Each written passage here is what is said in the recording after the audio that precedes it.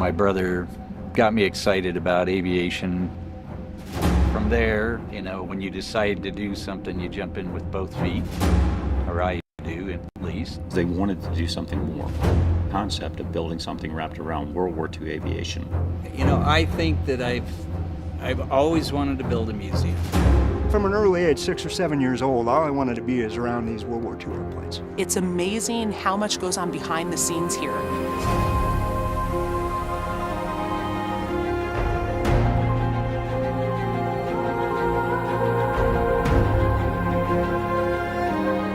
The museum as a whole is much more than the airplanes. Everything moves, it comes to life. A learning environment that hopefully can engage everybody. Telling the story of the people who were there. And taking that time in our history, let's not do that again. And I'm going to walk you through what we do every morning to bring the museum to life.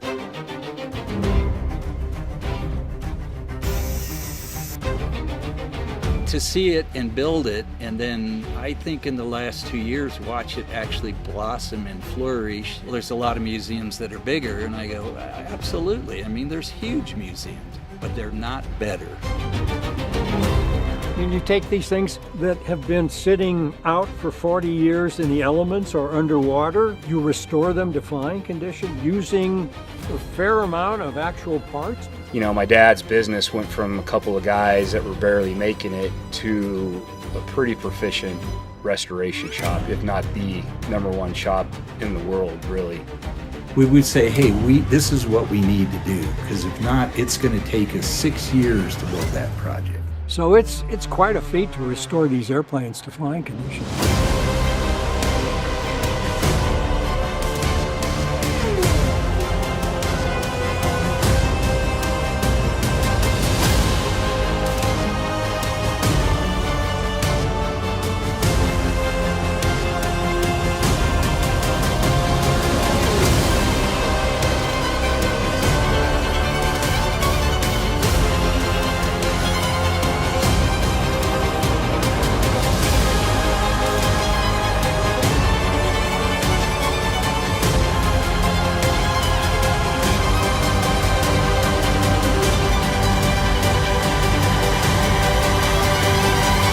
This has been fun. It's just been a discussion among friends.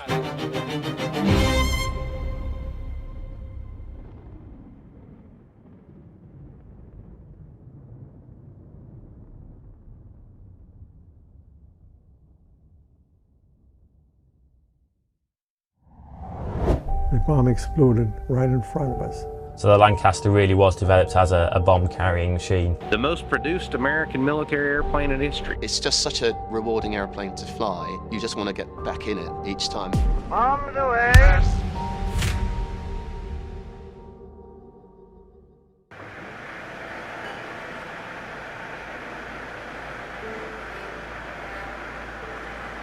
I think when I first got in it, I was intimidated by it. I mean, it's a big airplane with a big engine on it. And at the end of the day, it's just an airplane. And that's always easier said than done. You first time you fly a Mustang, you think, oh my gosh, this thing's got 1,500 horsepower or close to it. And you hear all these horror stories, these old wives' tales about people going off a runway or flipping them up. And so you have all this in your mind of how it's going to be or how it could be. It's an airplane, and they all got their quirks, and they all have, little nuances about them and stuff. But it's just it's really a nice flying airplane. I mean, it's once you get over the mindset of how large and how much it is to handle and control, once you get past that, it's just you kind of feel more comfortable, and you realize it's just another aircraft.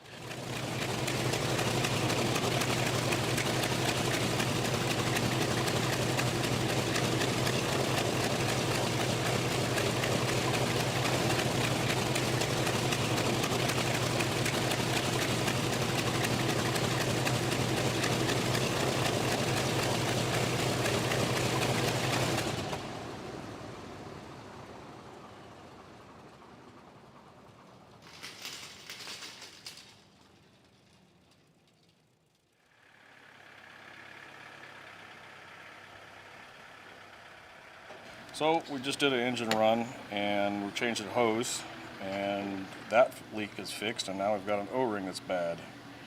And should be, you can actually see it right here.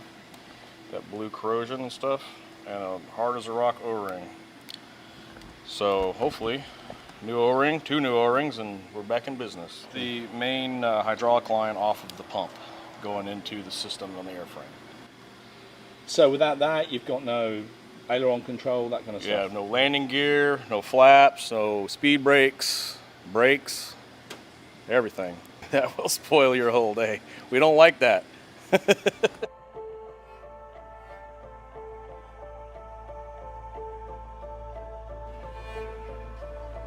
They know it's a warplane of some sort. It does definitely catch attention. You park it next to a little Cessna or something, and it looks like a fleet of Cessnas in one aircraft, you know, size-wise. But it does draw a huge crowd, and people are always amazed with the oil leaking out of it and stuff, and they think it's broken or something. No, that's the way it is. I'd be more concerned if it wasn't leaking. But when I first started flying, I'd be wearing a bunch of it. And it's fun. I got 2 flight suits. I got one for round motor aircraft and one for inlines. Because inlines, if you're getting dirty, there's something really wrong with it. But it takes, you got to be conscious of it. It just jumps off onto you. I've never seen anybody go near it with a white t-shirt and come away a winner.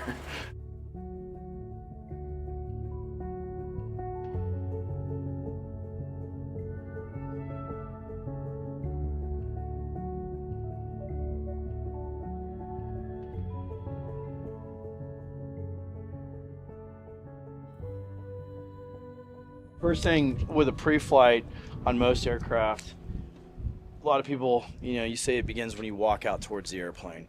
You just kind of look at general ideas. You're walking, you may be 50 feet out, you're checking out, you walk out, you may notice the plane's a little bit slanted, maybe a strut's low, you may see a puddle under somewhere we're not used to seeing it.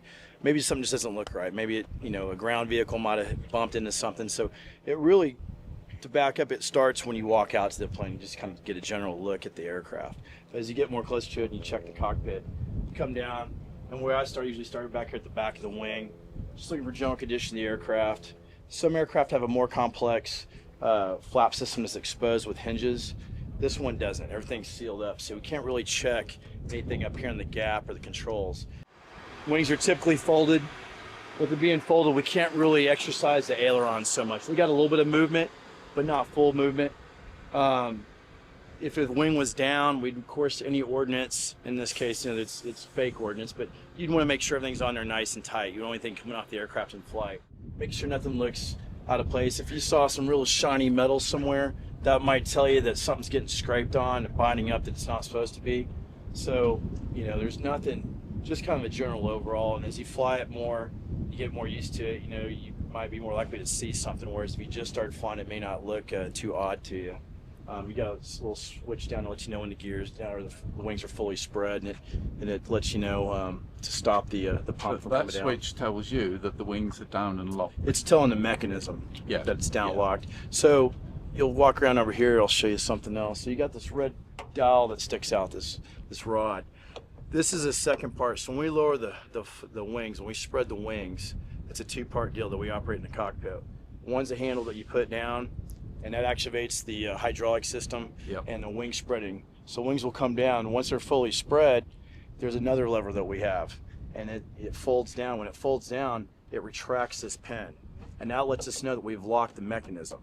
So that's one of the pre-flights. When you spread the wings, you want to look out, you want to make sure that that's flush with the leading edge. If it's not, then you may not have a locked wing. Landing gear, of course, tires, obviously you want to check how they look, make sure they look low.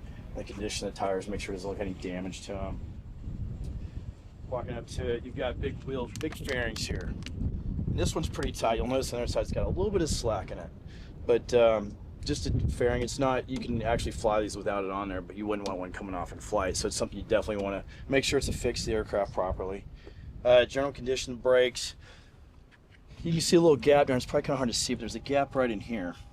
If that starts to look a little excessive, that looks about right, but we've got a little feeler gauge up in the cockpit. If there's ever a question of the condition of the brakes, you drop that little feeler in there, and if it can fit in there, then you've got some issues there. Brake lines, standard on most aircraft, looking for any leaks, looking for any damage to them. Typically you would see brake fluid or something down there, hydraulic fluid down on the ground. You really want to pay attention to this prop, make sure it's not leaking any fluid. If it loses its fluid and it doesn't have much, you can see it's a very small reservoir. It causes you grief, especially the big propeller like this.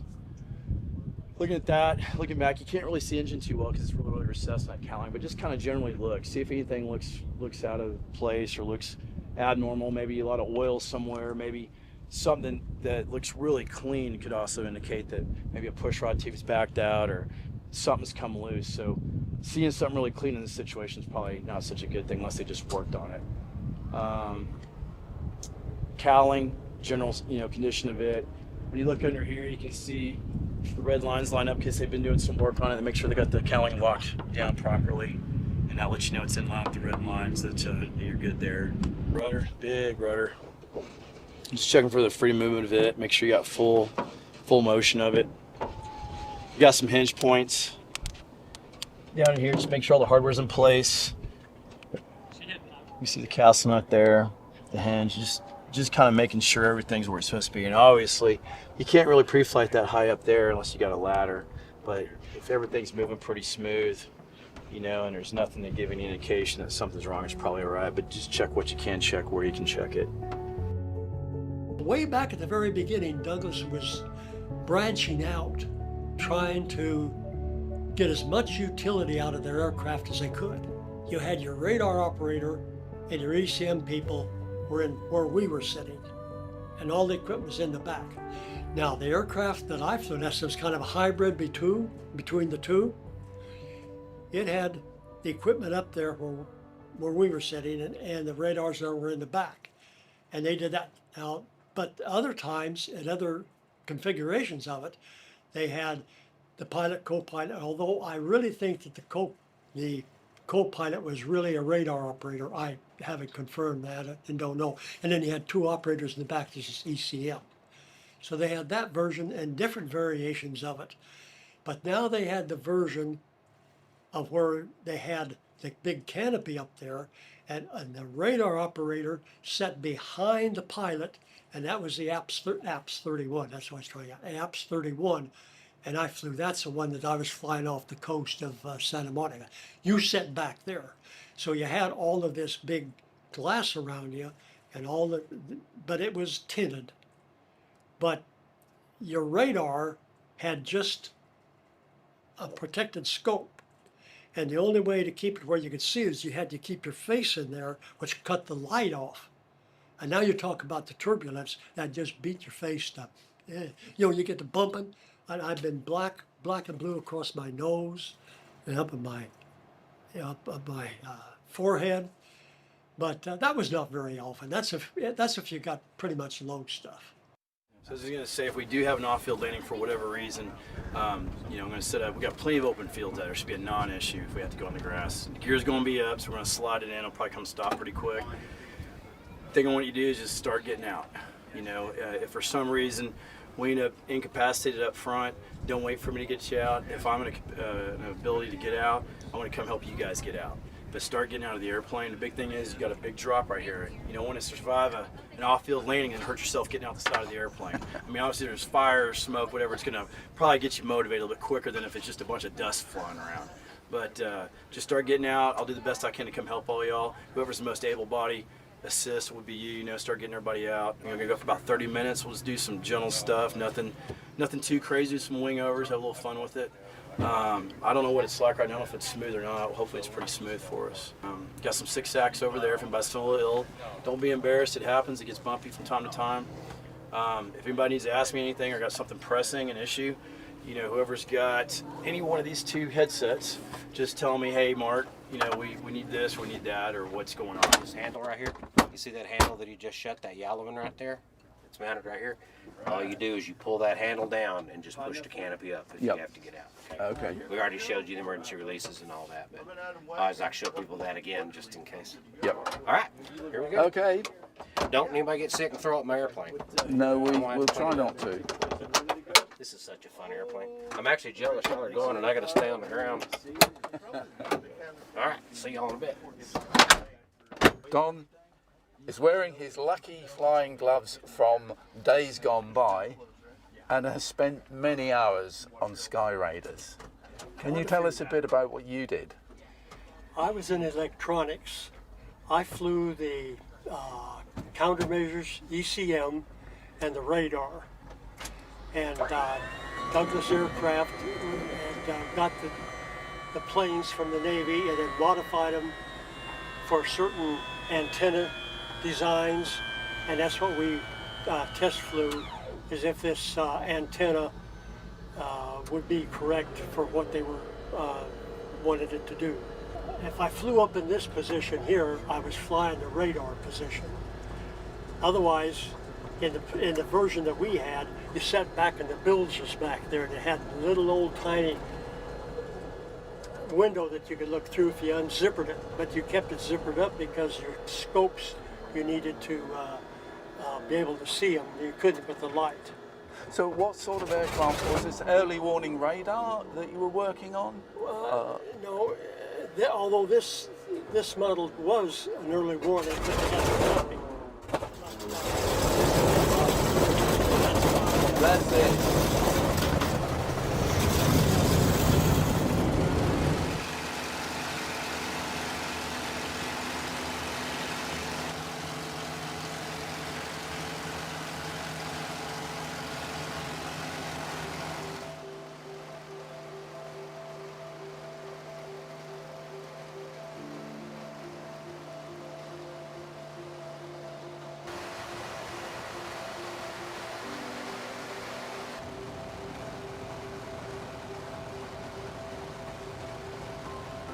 And to be able to have my son, thank you, to go with me, that just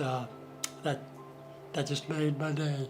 When you get this feeling of a flight, and you're accomplishing something, I was hidden back in the bilge most of the time, but still you were accomplishing something. You got done, you crawled out of there, you went in, it was just a good feeling you accomplished it. And then to accomplish it where I got him to go with me today, and that was really the height of you get this in there. I really appreciated it. Really, really nice treat, and very unexpected, and like I said, it worked out great that he was able to come along and go ride and get to hear his stories, and you could just see him light up. And, it was quite a privilege to get to do such. And, guys like that, he's 87 years old, and there's just not too many guys out there that can tell, especially at that age, can tell the story and talk about it like he did. He still remembers a lot of facts and a lot of details.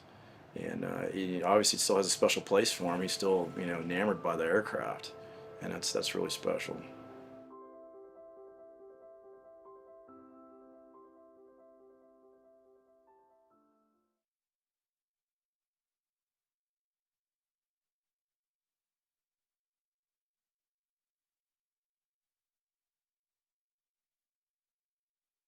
The guy over there is Bill Ballard. We call him Wild Bill. And that's OC because he doesn't know how to spell his name. And I'm grumpy, and you can tell that. Yeah. Because I am grumpy. Aren't I grumpy? Damn right. Are we done? Grumpy that does fit. Will you hurry up and get your interview done? Exactly. That's my point.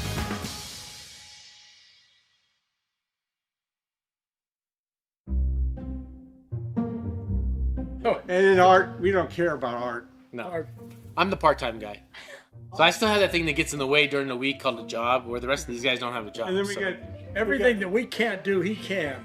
We got the clock man over here, Gene. It's the simplest thing, so that's why I'm doing it. He's a simple person. That's it. Rick Ludeman, he came in special for it. He puts together what we call their bookends. Bookend shoots. And the only reason why I'm showing you OC because he's the one that has to explain what an alchemy is. Back in the Dark Ages, the wizards tried to convince the king that they could change lead into gold. Right? We acknowledge reality here, most of us anyway, and understand that it's not physically possible. But we can take antique, worn out bits of World War II airplanes and reuse them, repurpose them into things that we can sell in the gift shop. Think those things up yourself. Yeah, well, we get to be creative. We get to do whatever we want to with stuff. As you can see over there on the table, we'll take parts from anything and make anything. You know, we don't get funded by the government. It's all private funding. All this stuff helps support the museum. So we can't change lead into gold, but we can change aluminum into money. Don't let him be modest. This is his pictures. This is his photography that he takes right here. These go together like this. Yeah, do we have any? And the shoots go in there like that. Yeah, so there's one on either side that looks like it's going through the books. It's a set of bookends. That's what we do. When I came to the museum, they had pieces that they bought, challenge coins, some patches and so forth. There was a very small operation, and I came in and nosed around the museum, and they had containers full of pieces of airplane, and they weren't using it. And I said, are these going to go anywhere? I said, eventually, probably, but they aren't using it. And I said, can I use some? Because you got a container full of history that nobody's seeing. I can use my background and my talent and meld that together with those pieces and come up with unique objects that the museum can sell that nobody else sells. We have several things we make in this shop, from the inexpensive to the really expensive. Like that table that we're doing right now for a client of ours, $10,000 for that table. It was a special order table. This is a piece of a P-47 that flew in the war in New Guinea. Wow. So we can identify it down to the date and the area and the squadron. So that's what makes this table very historically important. We're probably 3 weeks away because we still have to order the glass. They have to look at the glass and see if it's the right color that we're going to put on top of it. There's a lot of little steps we have to do for these things. We let the piece work. The piece tells you what you can do and what you can't do. I mean, those barista tables. So we have a bunch of cylinder heads right here. So out of the B-25 that's flying right now, a long time ago in California, going up the Cajon Pass, flying in it, the engine exploded on it. So they have an engine that has all these extra parts. So they said, do something with these parts. So we have a bunch of these cylinders. The piece of the engine had a shape to it. It was a very difficult piece just to sell by itself. It's a heavy piece, and we were just tried to come up with something. So we put that on the floor, and we just looked at it and said, what can we do with this? And that makes sense. And we were trying to figure out what to do. And usually this is how what happens is Larry and I or somebody will set some parts down there and like, how about this? No, that looks stupid. How about this? No, that is good. And then it kind of clicks at 1 minute.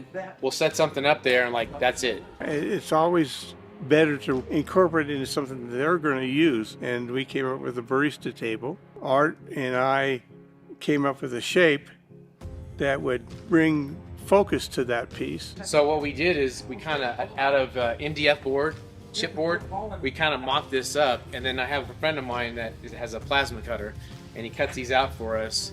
And then myself and then John, one of the guys, helped. We welded this all up, and we had to do a little design change on it. And then we have a powder coater that takes it and powder coats it just like they powder coated that stuff, and it finishes it all off. It's gonna have a nice piece of glass on it at the end. And I think it worked out great. It's almost organic. We sold the first one. It wasn't even mocked up. So, and the guy said, yeah, I'll take it. So we sold one right off the bat.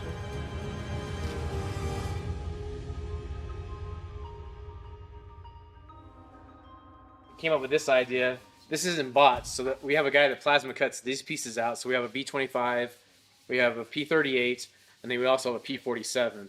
And we get it powder coated. We weld it on a stand right here. It's all powder coated. And then what we usually do is we get pieces and parts of the aircraft. So just recently we got a box of these. These are the cow flaps. So this is on the B-25 that's flying right now. It's right about here on the airplane. It opens it up for the engine to breathe for air and stuff. So that we have a box of these things. So this is actually a piece of a B-25 with a B-25 piece of art on the top of it. clocks. Everybody has a clock. It's a utilitarian piece, but we've taken that utilitarian piece and made it into an exceptional utilitarian piece when they look at it from the historical view. Creativity. You know, you take stuff. Let's see. Take stuff like this, and you make something out of it. So, yeah, it's fun. These are all pieces of airplanes that have been crashed. Yeah, they came off the fuselage, and they crashed, and then we make the base of the bracket and cut this out. You know, they got to cut them out different ways or whatever. And I like to have the damage from the airplane on it. It looks a little more interesting that way. So. Hey Larry, did you tell her why a lot of our things are corroded? Go ahead. A lot of the things we have are corroded metal from airplanes that were buried in New Guinea for 50 years and were dug up and brought back here. And of course we have several fuselages lying around in different places in the museum that are corroded, as you can see what they look like. And so much of this, the sheet metal was the skin on those airplanes. So we don't throw anything away. We do not make them look like they're new.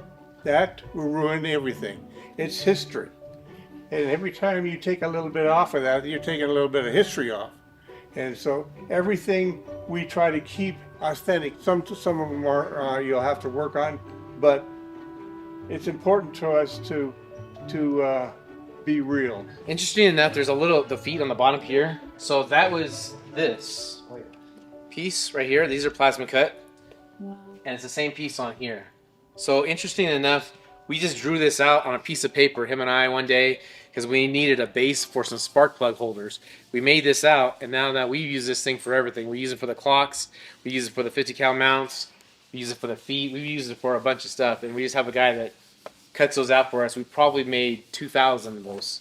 We're a museum that wants to keep the history alive, and my little pieces help that. I mean, they don't give you the full story, but it's a little piece that they can take away from the museum, and I think everything we do is an important thing for us to do. We sell jewelry, we got clocks, we got wall hangings, we got pictures. We have a broad range of offering that people can use, from the inexpensive to the very expensive.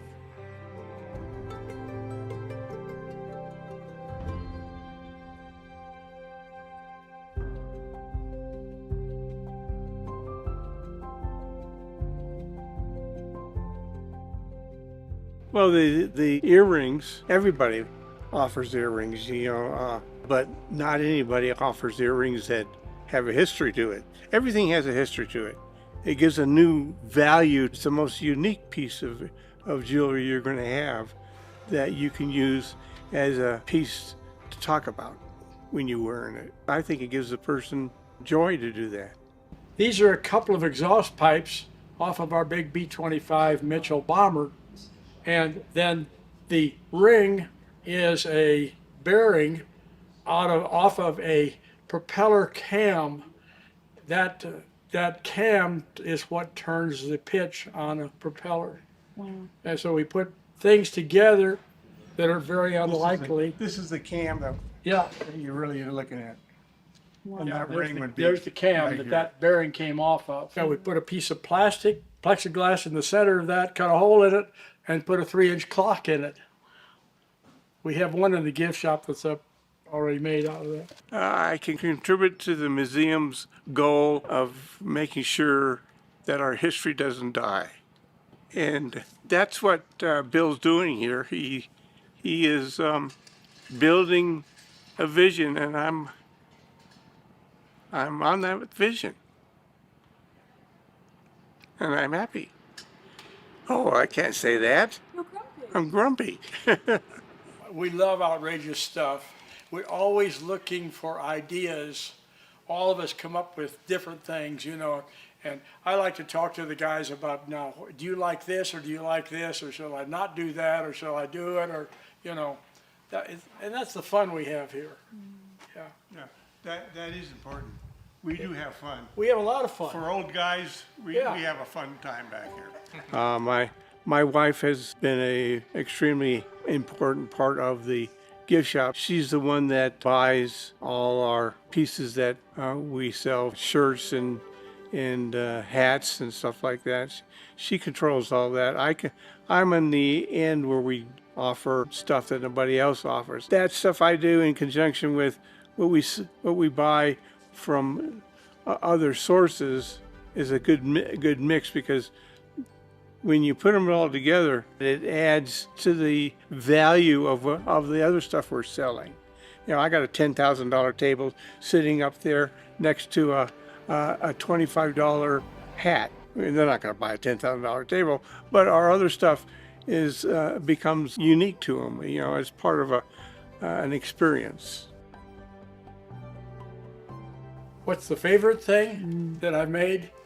I've made a lot of lamps. I've made a lot of these lamps, and I think the most fun is to make these lamps. Never know what kind of a base we're going to put under them and what is going to be up above and so forth. So anything that we can find put together to give us some stature. So lamps are my favorite thing, I think. Yeah. I like building large things like tables and wall hangings and sculpture that you can't get anywhere else. I mean, there's other companies that sell that type of stuff, but their approach to it is, I'm gonna polish it up and make it beautiful. And my approach is different. I don't want to polish it up. I want to encapsulate it with something nice, but keep what it is. And that way I think you appreciate it more. Some of the people, when they buy this stuff, will get a book telling the history of it. You know, we go that far. This sundial is constructed out of a cam that fits in the propeller hub. There's two cams. There's one an interior cam and an exterior cam. And the way they work is when they turn, they'll turn the pitch of the prop to the optimum setting, so they will fly and the best they can. These by themselves were all handmade during the war. No computers. It was all done with slide rules and everything. These are by themselves a piece of art. If I just sell them by themselves, and it's just this amazing craftsmanship that we were able to do in World War II that the other countries couldn't come close to. They were all very, very meticulously done. That's part of the reason why we were so successful in the war. The important thing is that we contribute to the museum and the museum's viability, and we have grown it to a very significant part of the income that the museum gets. As you know, in the scheme of things, we're not the one that makes or breaks it, but we are a significant, I think, part that helps everything work.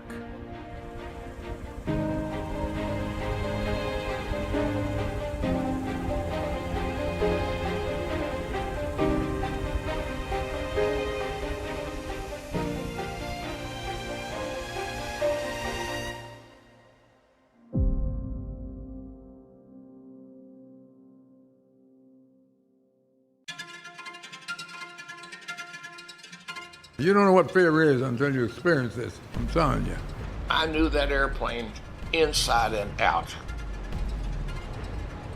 The most produced American military airplane in history. 18,188 of them were built.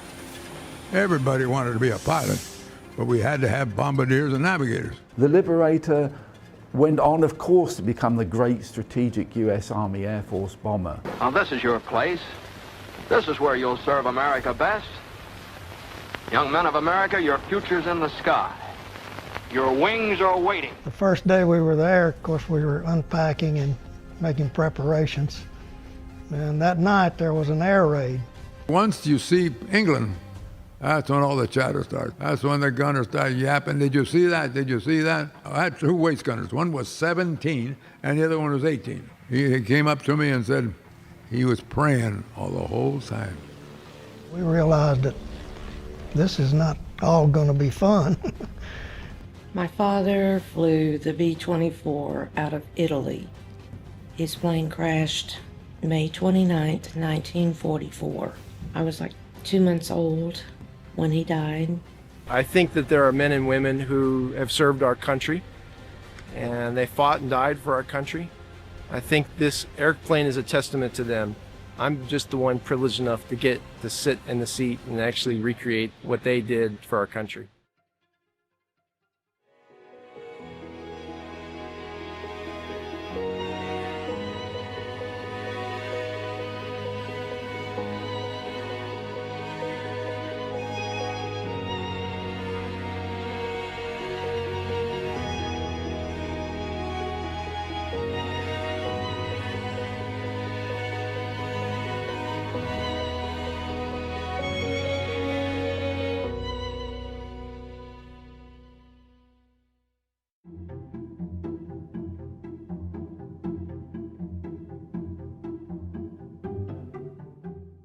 In every conflict, there is always an unsung hero, like the Hurricane in the Battle of Britain. The B-24, the Liberator, is regarded as the silent partner in the United States Army Air Force daylight campaigns against Germany. Made in greater numbers than the B-17 Flying Fortress, able to carry a greater bomb load further than its better-known counterpart, over 18,000 examples rolled off the production lines. It was a 10-man airplane. It was big.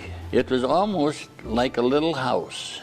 There was 2 decks, a lower deck with a bombardier, the navigator, and I was down there. Up above was a pilot and co-pilot that drove the plane, and behind them was the engineer. He had a turret all of his own, and he was the engineer. And then there was 2 waist gunners in back, and then we had Jimmy in the tail. The B-24, it flew longer missions, flew higher, flew faster, carried more bombs than the B-17, but it was kind of forgotten. The B-24 served all over. It served in the Pacific, it served in Africa, it served in Europe. The Canadians used them, the British used them, the Americans used them. It was an allied airplane. It wasn't just used by one group. It's a very well-traveled machine. The B-24 was a slightly later aircraft. It first flew in 1939, 4 years or so on from the B-17. It had the high aspect ratio Davis wing, which would be both a benefit and a handicap in its life.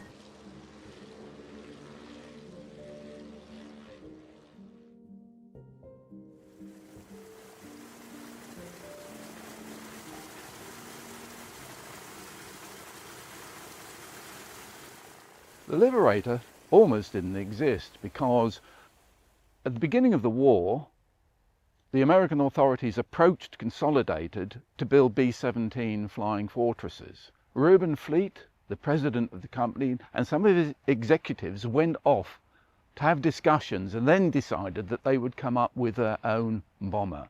Hence the Model 32, the B-24 Liberator. By 1939, a decision had been made, and the prototype, the XB-24, was ordered on the provision that it flew before the end of the year. As confident as Consolidated were with the design, actually getting the prototype into the air proved trying.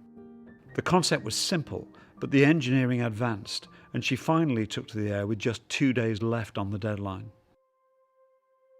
The disadvantages of the Davis wing and the B-24 in the European theatre of operations were undoubtedly its inability to fly as high as the B-17. The B-17 comfortably above 25,000 feet. The Liberator got very mushy. The aircraft became more unstable at the higher altitudes. The B-17 was the more rugged of the 2 aircraft in that particular operating theatre. But the Liberator came into its own in the Far East because of its range, and they built 19,000 B-24s compared to 12,000 B-17s.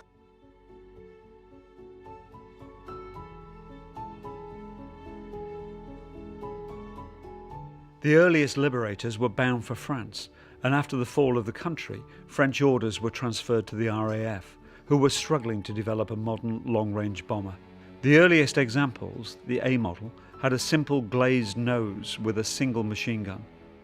Ironically, RAF liberators started flying west rather than east as a critical long-range component in coastal command. The best-known surviving example, Diamond Lil, is also one of the oldest.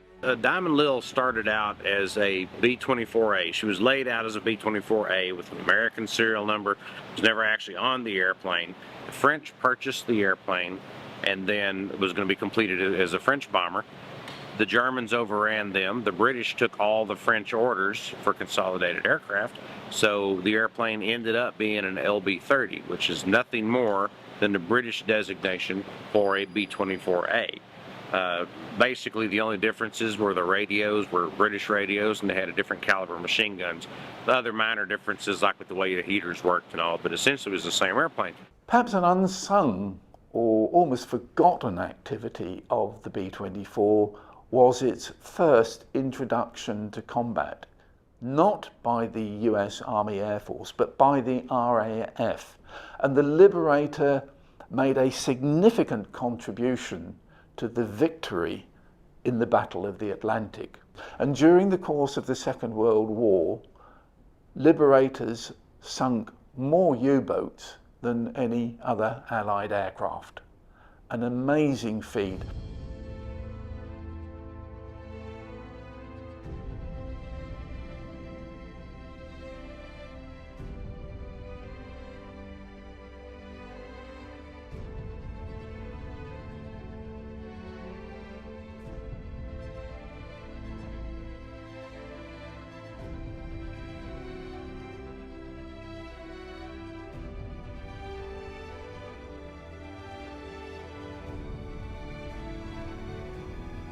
Because of the Liberator bridging that Atlantic gap, the U-boats were forced to stay submerged. That meant, as they were submerged, they were less effective. They could not travel as far or as fast. Out of that victory, there would have been no D-Day, no Overlord, because the supplies would never have got across the Atlantic. The Liberator's high wing left the fuselage uncluttered and ideal for cargo, and the RAF quickly deployed the type as a ferry and logistics aircraft, stripped of guns and armour. It also served, bizarrely, with BOAC as a civilian transport, serving the Middle and Far East.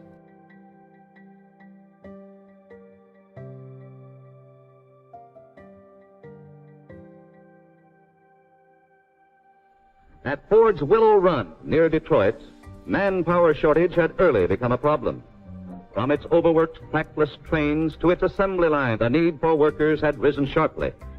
And Willow Run, the world's largest plant producing a single item, the B-24, had a goal of 1 bomber an hour, a goal impossible to reach with manpower alone. With so many able-bodied men joining the war effort, that left a massive shortage of workforce in the aircraft factories. So during the Second World War, Roosevelt's answer to that was encouraging women to sign up to work in the aircraft factories. Obviously, this wasn't going to be suitable for everyone. Many women had children, they had other jobs to do. So they actually did different things to encourage them to join. So they set up bus services to help them get to and from the factories. They set up childcare facilities, and many of them enjoyed it so much that they stayed on after the war and continued with their jobs in the factories. What's really interesting at North American is they were kind of evolved on the subject. They were a little ahead of their peers in the aircraft manufacturing industry in terms of bringing women in.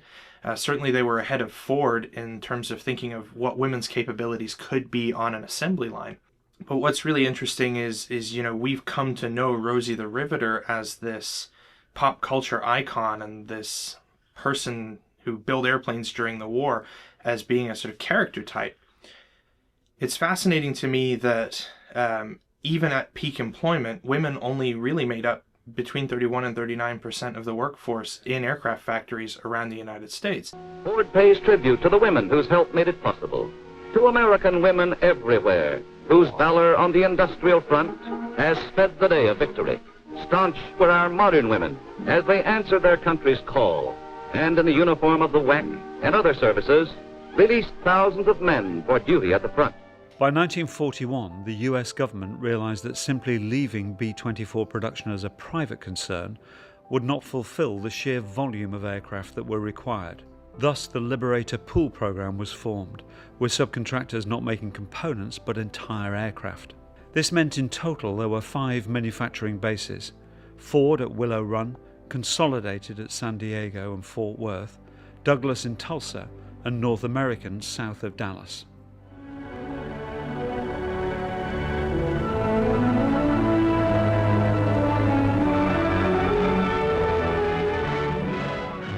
An announcement in October of 1942 tells the Liberator men they are now the 2nd Bombardment Wing, early predecessor of the 2nd Air Division. That was my first flight, so I don't know what to think. So here we take off. After we get to past the channel, then you start climbing. You put your oxygen mask when you get 10,000 feet, and you keep climbing. You get to the IP, which is the initial point. Prior to that, you're loose. You're flying loose, not close. But the IP to the target is when the lead tells you, okay, tuck it in, get your planes close, so you get a good bomb pattern down there. Now remember, you're getting close, and you're flying steady, and no maneuvers. You're sitting ducks up there for the yak-yak.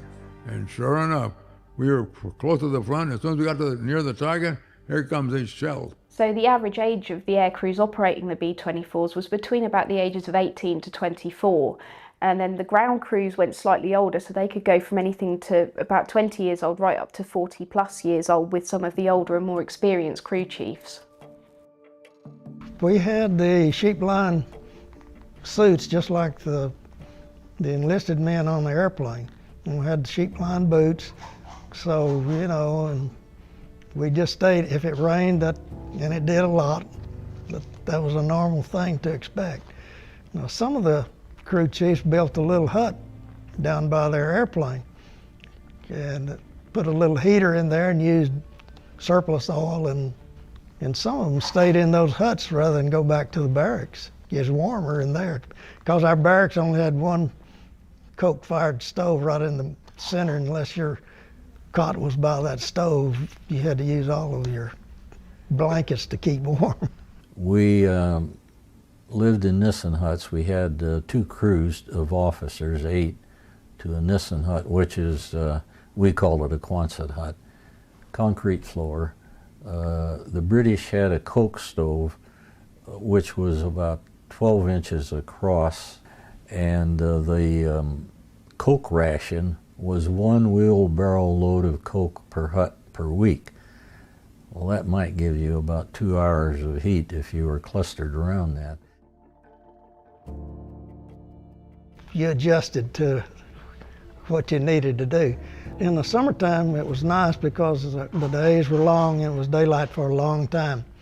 Wintertime, we had to use a flashlight a lot to see what we were doing, making changes. So many of these young airmen had probably never left their home states, never travelled outside of the US, so to suddenly find themselves here in the UK, thousands of miles from home, away from family and friends, they found it really, really difficult.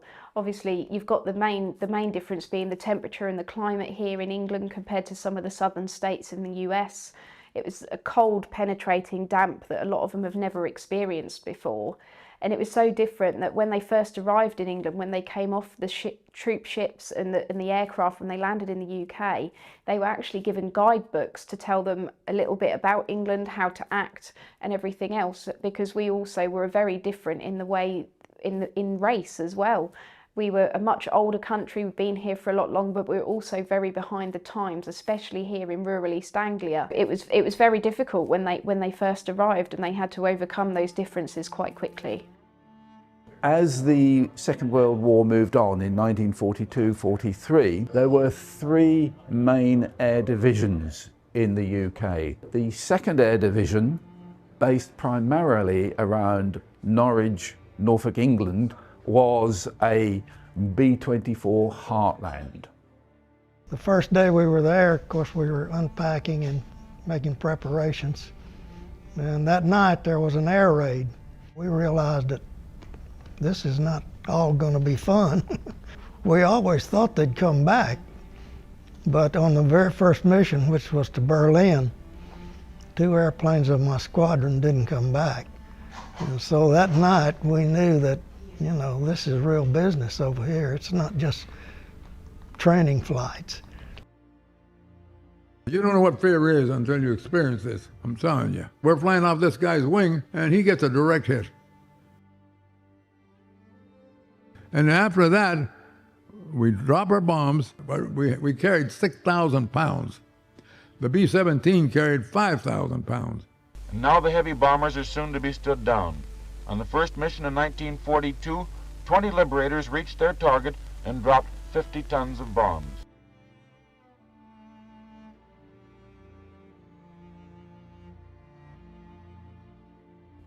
There was a real sad day that happened too at our base. One morning very early, probably about 5 o'clock, there was a massive boom. Shook everybody. We'd been down to the revetment, but there was a big ball of fire right at the end of runway 27, and we were located near there. It had 7 1,000-pound bombers, and it's reported they pulled up too soon and it stalled and crashed right at just near the end of the runway. Of course, no one survived that.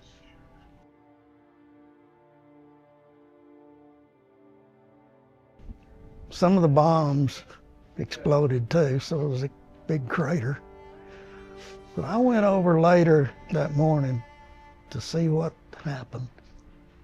And of course, it had already been, they thought they'd cleaned up everything. But another fellow and I picked up a piece of aluminum that was about 3 foot square. And under it was a torso, no arms, no legs, just a parachute harness. I couldn't forget that for a long, long time.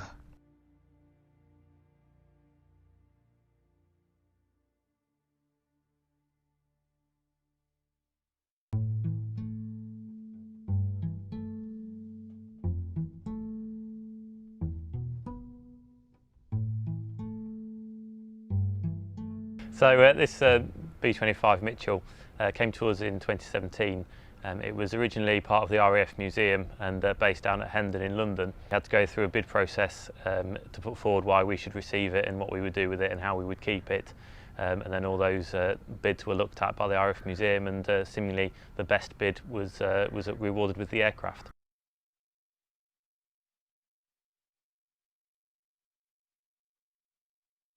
Fortunately, we have a hangar the size big enough for a Lancaster, so it just needed a bit of manoeuvres inside and some changes of displays and things to enable us to fit it in along with the Mosquito and Lancaster. But with the size of the aircraft as it is, with it being a high wing, it actually helps us. We used to have a Dakota in the hangar, which is a very low wing, and it's an awful lot easier to actually get in and manoeuvre around compared to the Dakota. So yeah, it's a big aircraft, but it's big in the right places for us. So what's it like in terms of, you know, because I'm always going to ask this question, you know me. What's it like in terms of airworthiness? Come on, let's get into it. Come on, yeah, when it was apart, we did a big survey on it, and it is capable of being made airworthy again.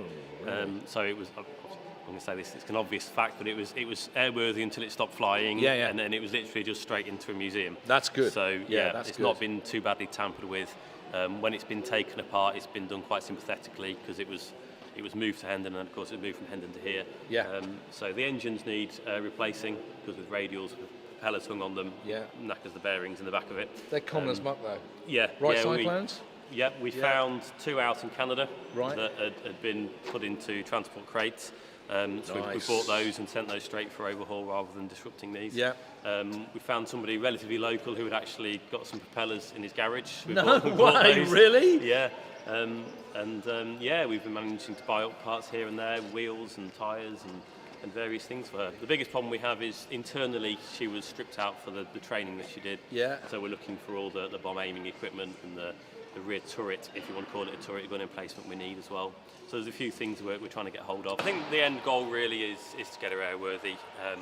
Anything we're doing, we're allowing for airworthy being the final step. Yeah. So at the moment the engines are over at overhaul. Right. And they're taking as long as they're taking, so that gives us our time frame really. The cockpit's stripped out now for a complete race, paint strip and refurbishment. Right. So that'll be going back together relatively shortly. So yeah, we have a small team working on it. Obviously the Lancaster is the main push. Of course, yeah. But yeah, it's just ticking along in the background. For us, the interest is the B-25 used during Bomber Command operations before it went over to 2nd Tactical Air Force to clear the way for the D-Day invasions. So that's why it's really on topic for the centre here in our Bomber Command links. But this is a B-25J. So the earlier variants were what saw service with Bomber Command, but of course it was pretty much the same aircraft really, apart from a few different changes in the specs. It's a different ball game for us. So what we've found is Lancaster and Mosquito, British aircraft, we kind of know the supplies to go to, what sort of things we're looking for. We're quite familiar with that sort of aircraft. When we go over to something like the Mitchell with American aircraft, a lot of the parts are sourced from America. There's only really one or two companies that specialise in this sort of aircraft. So we're using Aero Trader out in America quite a lot for their B-25 specialists. And all the engine work is all done over in America as well. So our spare engines are currently being overhauled by Anderson Aeromotive in the States. So yeah, we're getting a lot of friends over in the States where we've never really had to go over to the States for anything before.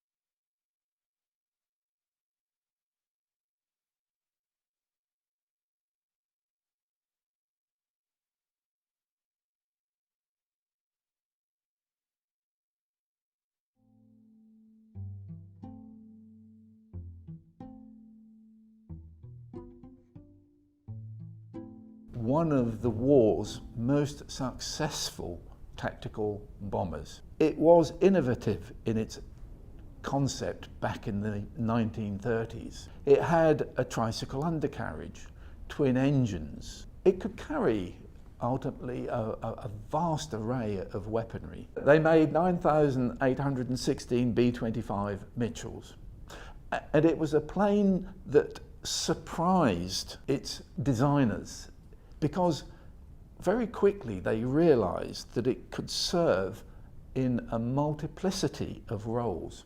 Originally a tactical bomber, the idea was for tactical bombing altitudes typically about 12,000 feet.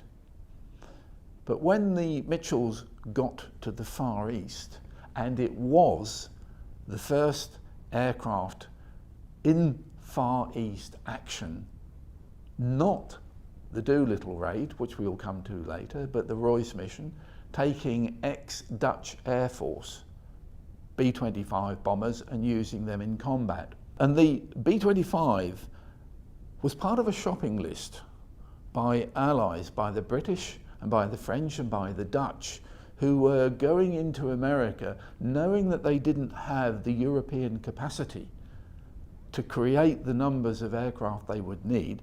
It was their purchasing commissions that went around America that helped inspire the development of the B-25 Mitchell to meet the needs of the Dutch, the French, the British, and ultimately, of course, to the US Army Air Corps, US Army Air Force, and it became a stalwart in the American infantry during the Second World War.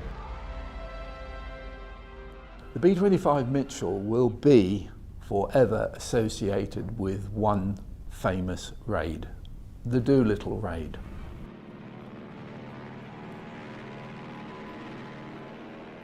B-25 Mitchell came to the fore because a raid was planned on the Japanese mainland. And it was a raid by a tactical bomber. So how could you make this tactical bomber into a strategic weapon? Well, in this case, you put it on an aircraft carrier, and they looked at the carriers available, they looked at the type of carriers, they looked at the type of aircraft, and their eyes fell upon the B-25, and they realized that it would be possible to take a B-25 and put it onto a carrier deck.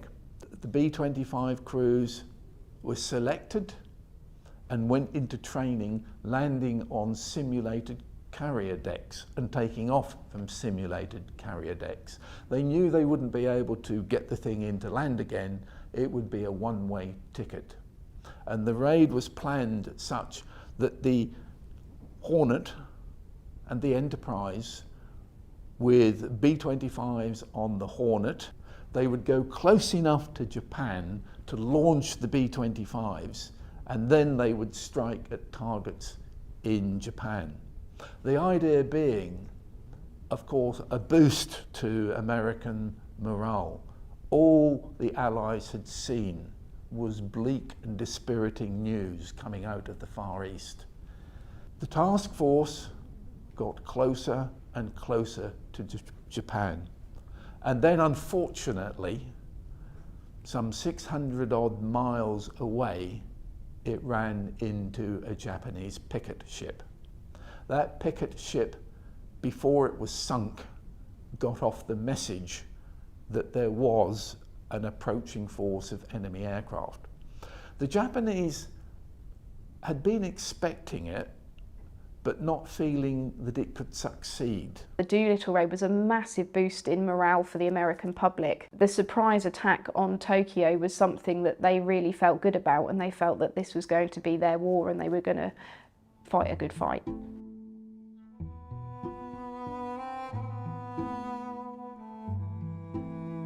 We're hoping today that there will soon be a B-25 Mitchell gracing the skies from a British base. East Kirkby, Lincolnshire, home of Just Jane, the Lancaster, has recently acquired a B-25, and they are hoping that they can get that back up into the skies in tribute to the French and the British and Commonwealth and Allied air forces, as well as the US Army Air Force that flew that magnificent aircraft all those years ago. So this aircraft at the moment came to us in a static condition. So we put it together static again after doing a large survey on it. That survey is really to tell us whether it can be running again, whether it can fly again. And luckily for us, the results from the survey show that it could quite easily fly again. So we're now working towards completing all the systems to get it running, with the end goal to get it taxiing and then potentially flying as well. So we'll breathe life back into it here, and it can operate here at East Kirkby alongside the Lancaster and Mosquito.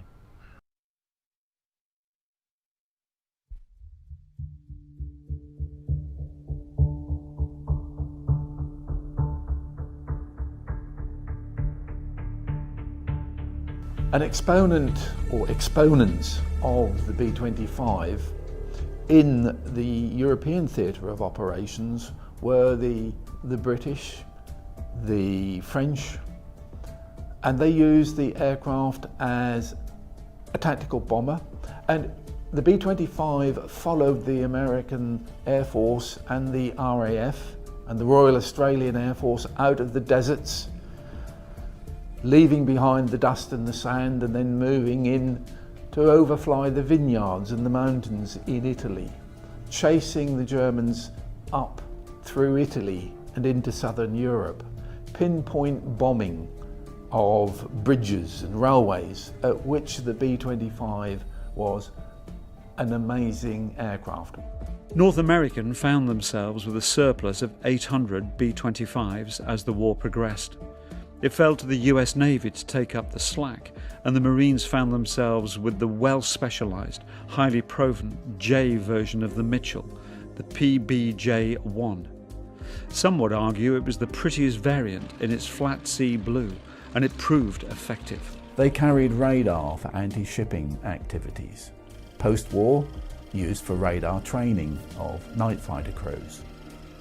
The idea of the PBJ was to support the Marine Corps in their desperate island hopping campaign across the Pacific.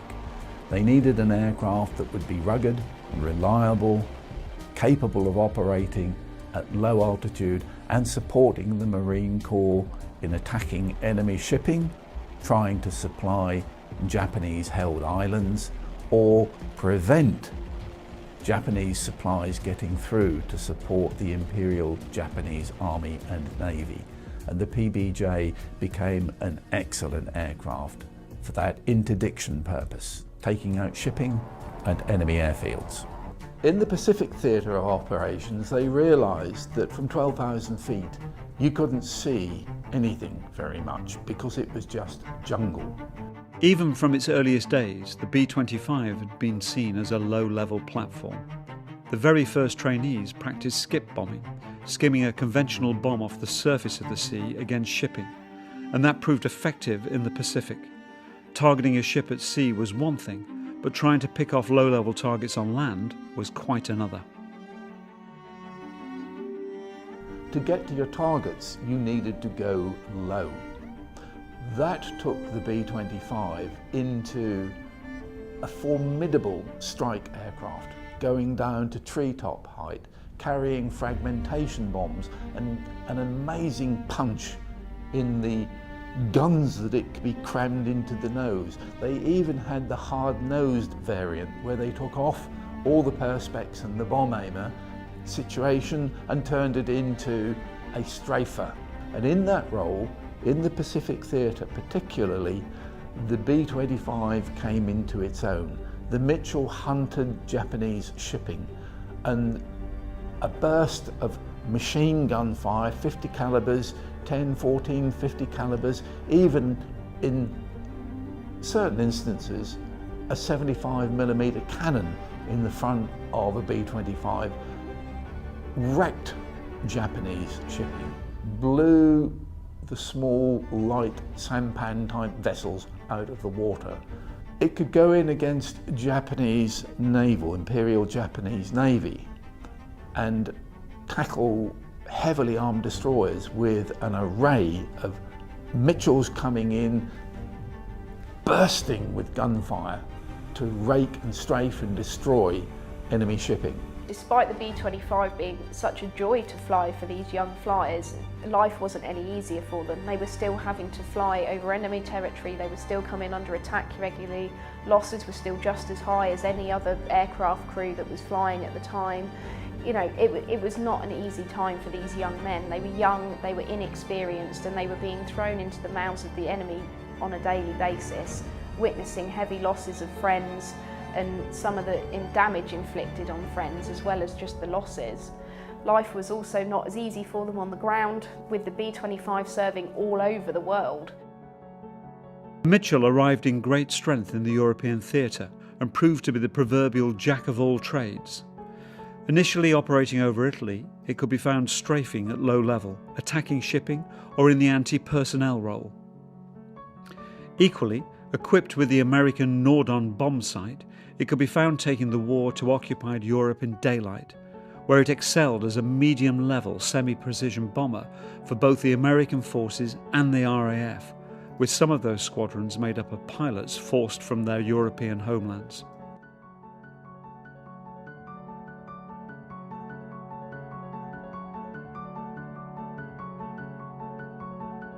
The sheer amount of Mitchells made, their reliability and ruggedness, meant that many survived the war. They were often sold off to the forces of emerging countries. They found use as firebombers, transports, VIP shuttles and research aircraft. And in due course, many found their way into the hands of private collections. Our goal is to make the airplane as authentic as possible. So we've got a Norden bomb sight, we have our top turret rotates around, the tail gun moves, and we've got a bomb rack that's fully functional. Even the artwork, so the nose art was done by the original artist. So this is as authentic of a restoration as you'll ever find. But it's just amazing that during the restoration, here was the artist, some 50 years later, that was doing the work and came in and repainted the nose art as if he did it when he was 20 years old on the original Miss Mitchell.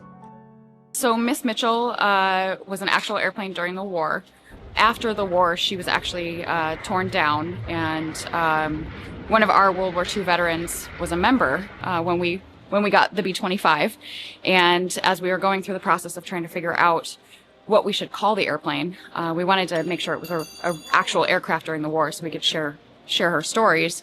And Ray Osley said, well, why don't we call her Miss Mitchell, because that was his airplane during the war. So Miss Mitchell is kept in pristine condition by a team of volunteers at the Commemorative Air Force Squadron in Minnesota, and she's highly original, with operating turret and period-accurate fittings.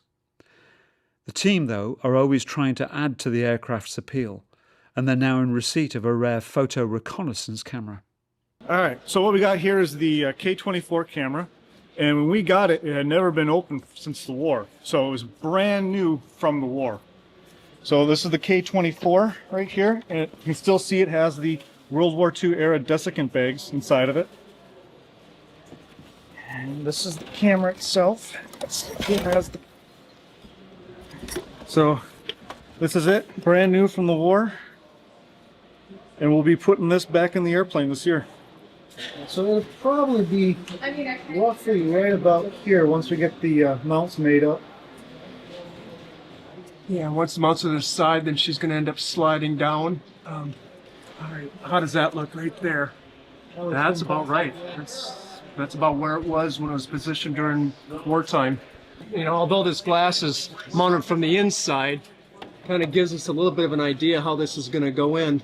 Everything is going to be fully functional, and we're going to be able to do photography with this camera. Right, we got a company in Seattle that will develop it for us.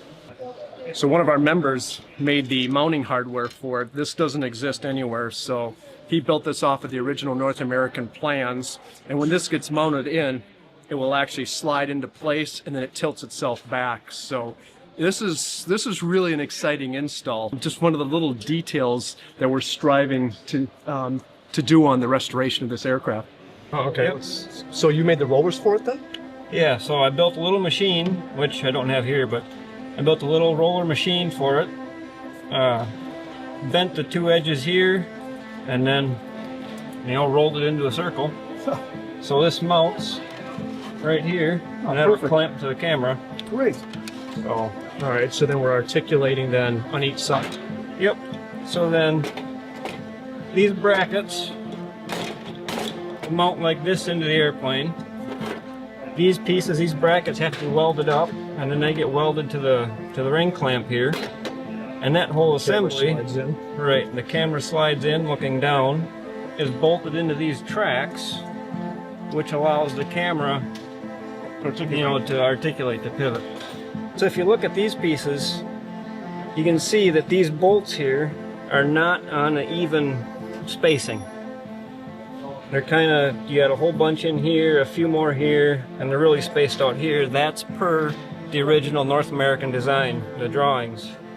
So that's how I made them. You know, when the original restoration was done, they got it flying. And as we continue to get more resources financially, as well as finding these parts available, you know, we've got a camera that was sitting in the original crate ready to go. And so we're able to continually improve the aircraft, you know, so that's kind of the legacy that we want to continue for the next generation of restorers. We run about 40-to-1 ratio, so it's about roughly 40 hours of maintenance for every hour that we're in the air.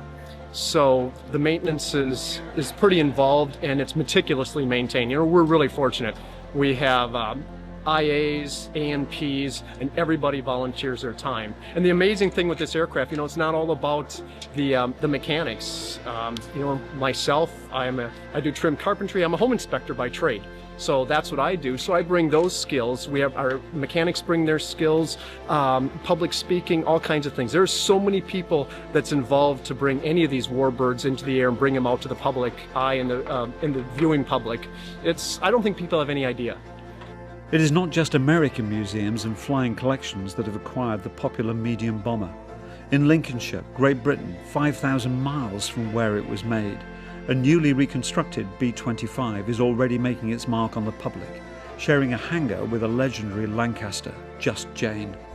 We're hoping today, 2023, that there will soon be a B-25 Mitchell gracing the skies from a British base. East Kirkby, Lincolnshire, home of Just Jane the Lancaster, has recently acquired a B-25, and they are hoping that they can get that back up into the skies in tribute to the French and the British and Commonwealth and Allied Air Forces, as well as the US Army Air Force that flew that magnificent aircraft all those years ago.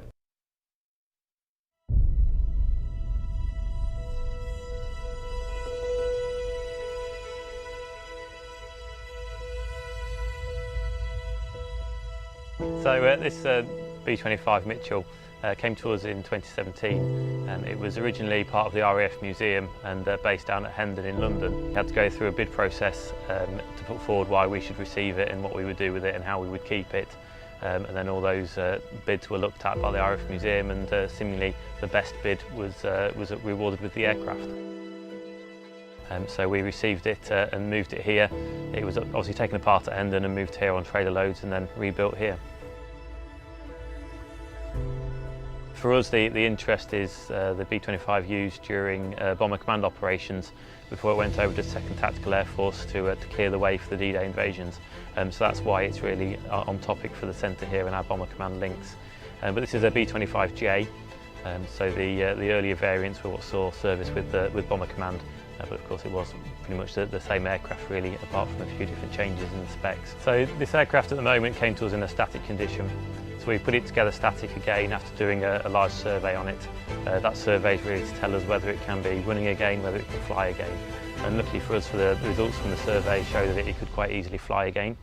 So we're now working towards completing all the systems to get it running, with the end goal to get it taxiing and then potentially flying as well. So we'll breathe life back into it here, and it can operate here at East Kirkby alongside the Lancaster and Mosquito.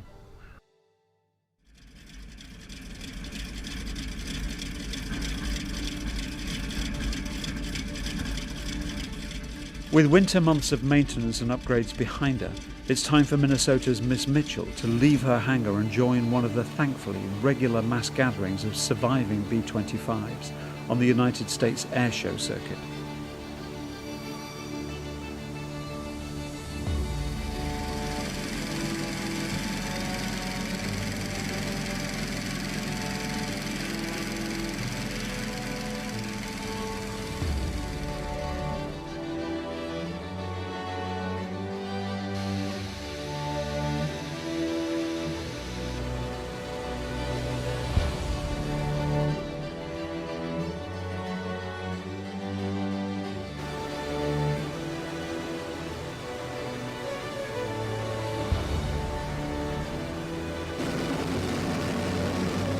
She's joined in the air by other B-25s that show the diversity of the aircraft, different specifications, different roles, and certainly different colour schemes the aircraft enjoy.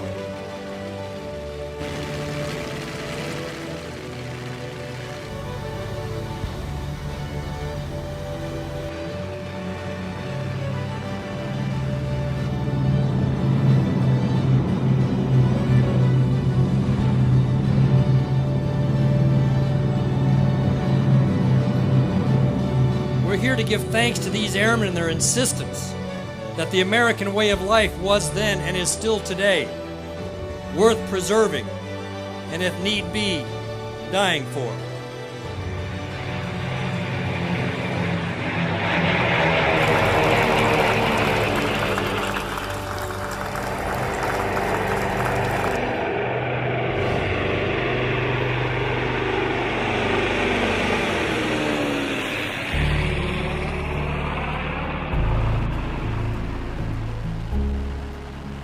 As different as they are, the Mitchell shape is unmistakable as they formate into the missing man display line, overflying a ceremony to commemorate the Doolittle Raiders.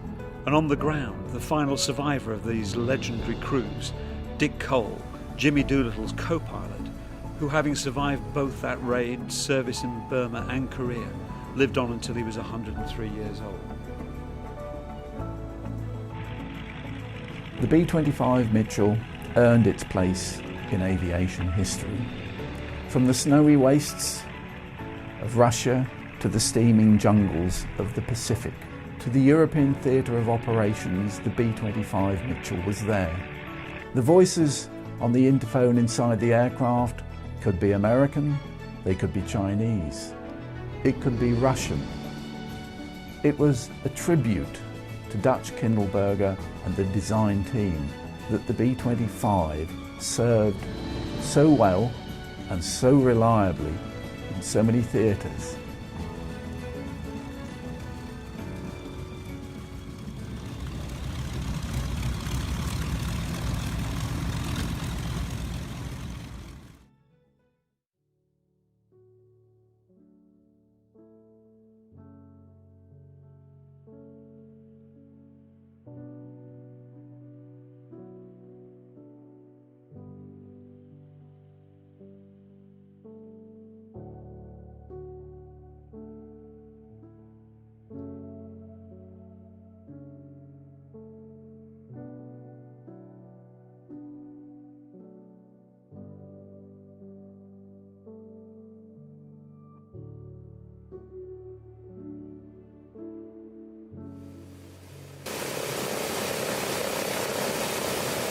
Operating aircraft like the B-17 during wartime conditions, one expected to pay a heavy price. But thanks to the generations of airmen and personnel servicing aircraft that have survived, we as the aviation community and the public at large owe a tremendous amount to the men that kept those aircraft flying at some risk to themselves. And that risk was brought starkly home to the aviation community with the loss of Texas Raiders, the P-63 and the airmen involved. They paid a price. They paid a price for preserving and honouring their forefathers. It was young women and older men that ran the factories that produce aircraft like this. So, and again, because of their sacrifice and their commitment to the cause, we prevailed, and we get the benefit of living in a beautiful country. I think the aircraft performed miraculously given the fact that we didn't own the skies, and that on any given day you were at peril to be shot down by an enemy aircraft. I think it was pretty remarkable.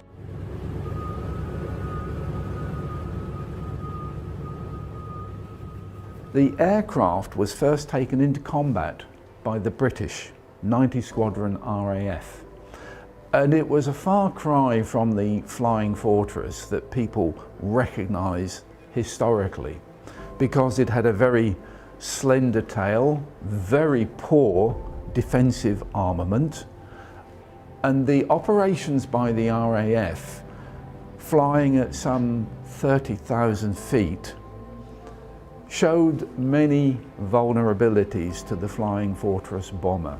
So the RAF used the B-17 first. They were issued with some of the earlier models, but it was definitely not plain sailing. This was the first time that the B-17 had been used in a combat environment, and the RAF were less than impressed with the airframe to start with, unfortunately.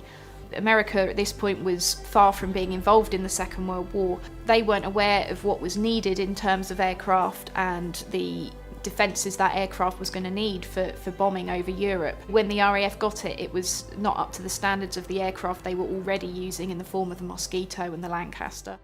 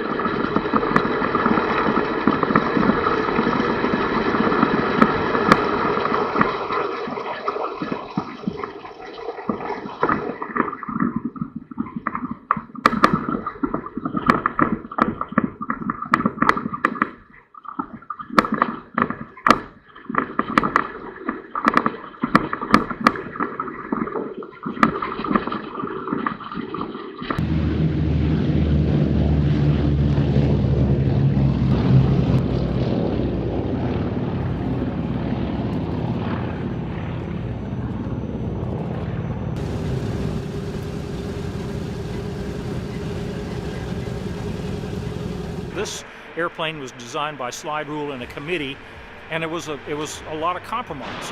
Things that may have worked on another airplane, they tried to shoehorn into this one. And yeah, it may work, but they were designed to be assembled once, and if they lasted 100 hours, you weren't going to have to take them apart and rebuild them. Equipment froze, men froze, engine oil froze because of the climate it was operating in Europe. Engine changes were frequent. Flying Fortresses might go through 8, 10 or 12 engines during their careers if they lasted that long.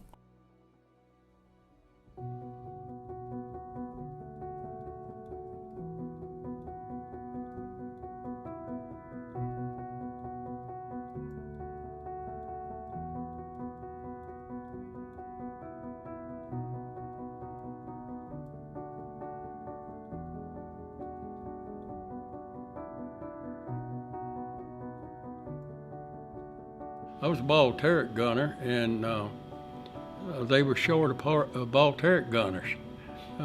Most people, well, I didn't want to be in the ball turret either. It just happened that I was assigned to the ball turret because of a goof up. First mission, I thought we were going to get shot down, and I don't have a parachute. I'll be gone. That's all there is to it. And when we got back on the ground, that's when I got busy.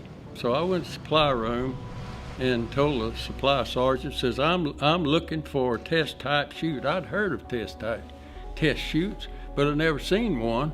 And I just kept staying around there bugging him.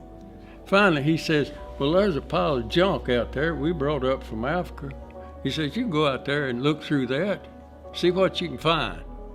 And I found this chest type chute in there, and I got that thing, and it fit. And I just kept taking that thing with me on every mission, you know.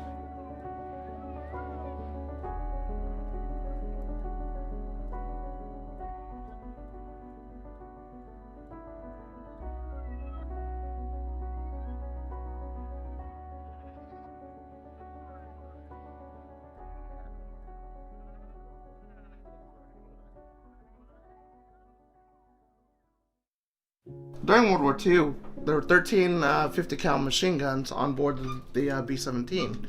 Here's one of them right here in the waist position, and we've got the other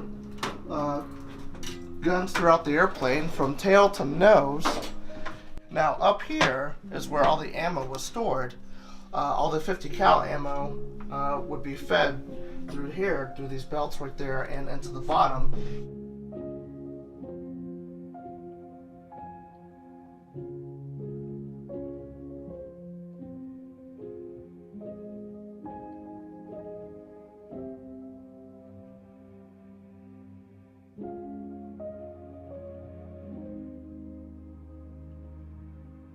The airplane is totally different on the ground. And once you get it in the air, it's just a big, slow, old round engine airplane. But on the ground, being a tail dragger, it's quite unstable.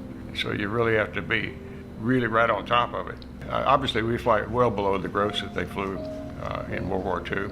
And our turbochargers are deactivated on that airplane, but on this aircraft, it does not affect your sea level and low altitude performance. We still get full takeoff power without the turbos on sea level airports when it's not too hot.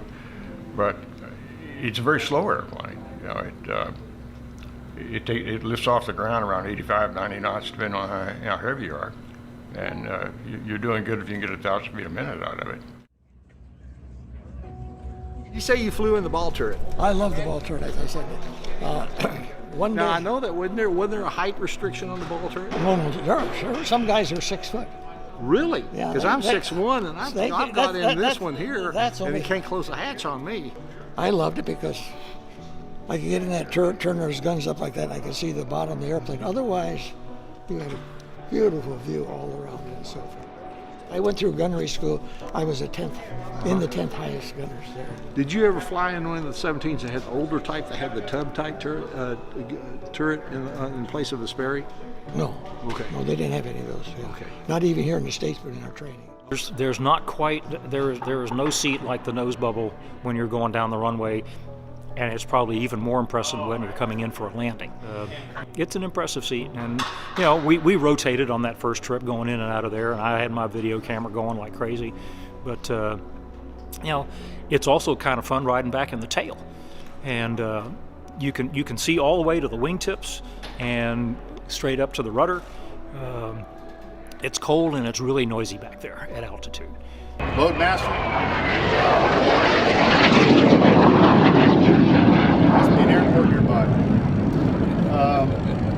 On behalf of the Commemorative Air Force, we thank you for contributing your dollars to the upkeep of these aircraft. We all are volunteers.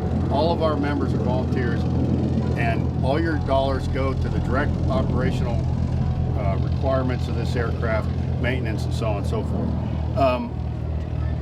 It's an honor and a privilege and a responsibility to be here today as crew. 6,000 young men between the ages of 23 and 17 years old never grew old. 28,000 were POWs. Now imagine just for the moment in this beautiful flight we're going to have down to the front range of the Rockies, just imagine for the moment that you're 17 to 23 years old and there's a 1 in 4 chance that you're not going to make it back. Take a moment, please, and commemorate their service. Because of their sacrifice, we are able to enjoy the beautiful day today, and their commitment to the cause, we prevailed.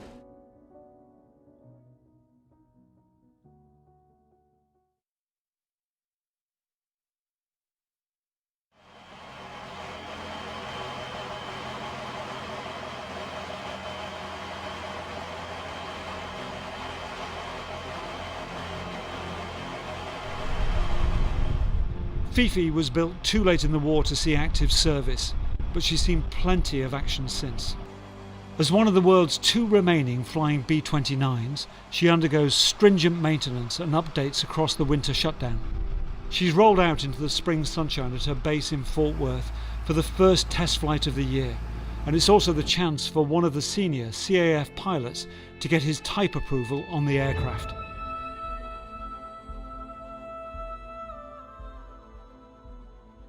This is my initial training flight in the B-29. It's a big airplane. It's, you know, a lot of guys that come to fly the B-29 have, you know, their day job is flying big airplanes, but most of my expertise, with a few exceptions, has been in little airplanes, you know, little bitty short wing fighters like the Mustang or the Corsair or something like that. This is my first foray into 4-engine airplanes, and fly the airplane and you call for the power, so that's going to be a little bit of an interesting experience.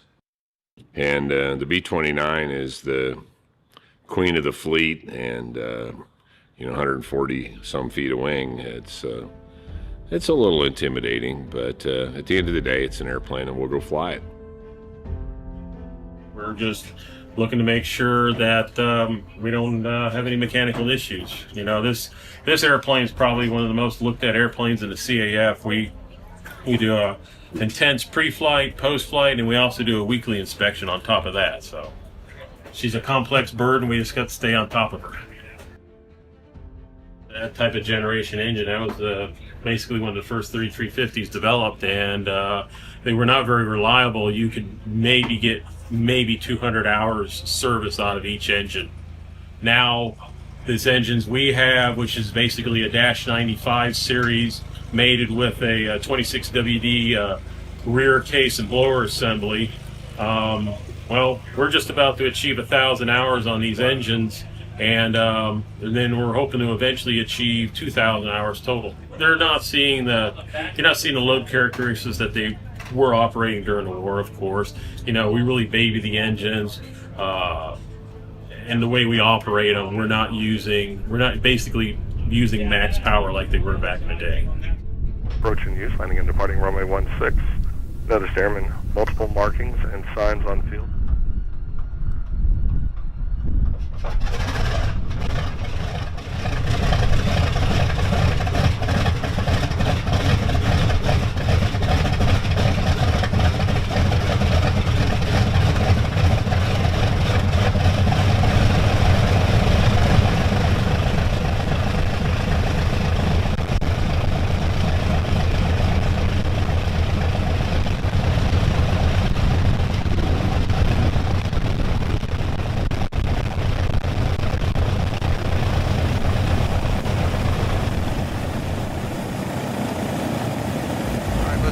Go ahead and start your start check and start. Okay, all right. Avionics switch is on. Inverters, they're on. Engine instruments. We're checked in the green. Okay, starter circuit breakers. They're off.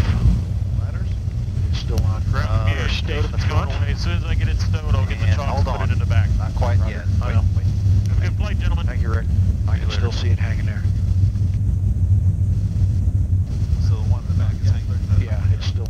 Okay, that's just a reminder. Swap it over later. Okay, 5134. Right. And not a clearance in across B. So after you take off and get everything cleared out, I'll just call them and it'll be just turn to the east and we'll probably go down over Arlington and we'll stay below 2. November 29 Bravo, 2166 Vega. Have a safe flight, Bravo. Very good.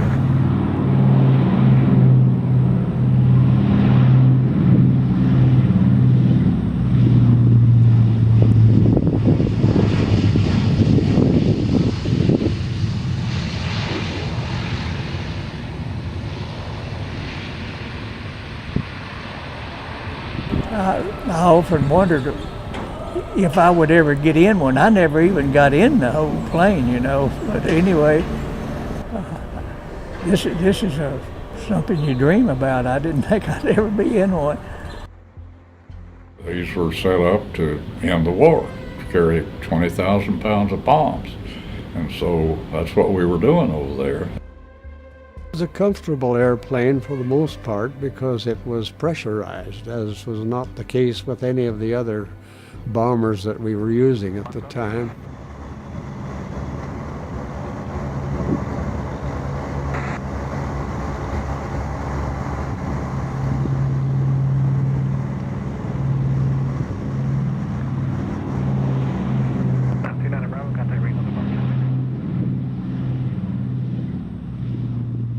Well, this is a really challenging airplane. I'm really intrigued by getting my arms around this airplane and really digging into it because it's a very challenging airplane.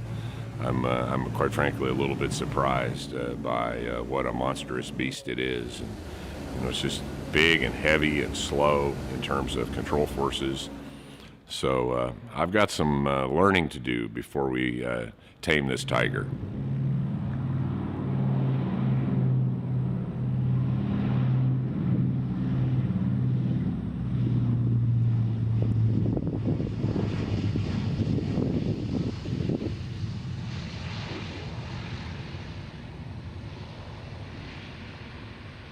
I've flown a lot of different airplanes, and I'd studied all the books and had some idea what to expect.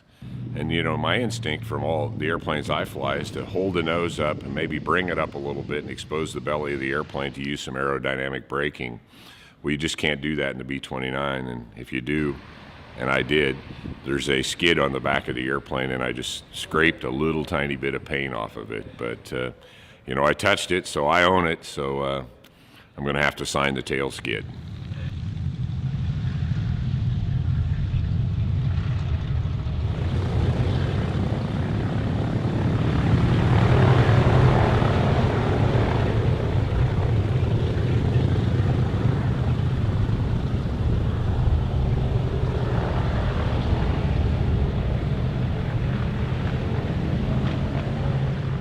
This is the first airplane in a long time that I've flown where I really had to buckle down and really pay attention and work hard to, and I by no means claim to have that airplane figured out, but that's a challenging airplane to fly. You know, when it's up and going at speed, it's very docile. You know, when you've got thrust on the airplane on takeoff, it flies great.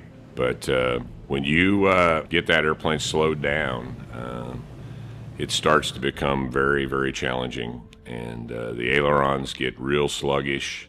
There's a tremendous amount of adverse aileron yaw. You've got to have the airplane really right where you want it, you know, at about 200 feet and a half a mile. You just really got to have it inside the box and stable, and then just hold your jaw just right and get it to the end of the runway with minimal inputs, because if you're, you know, down at approach speed of 135 mile an hour, 130 mile an hour, depending on your weight, and you start moving the ailerons, moving the yoke around, the airplane starts to wallow and bad things start to happen. But it's been a good, really a great experience for me to really dig in and, you know, figure out what's going on there, understand the lead and the lag and all the control inputs, and I really enjoyed flying that airplane this summer, the challenge of it. The airplane was so far ahead of anything that had ever been. First pressurized big airplane, bigger airplane than anybody'd really ever successfully developed. And so from a technological perspective and a celebration of what Americans can do when they put their mind to a task, that's a great story, and the B-29 tells that story very, very well.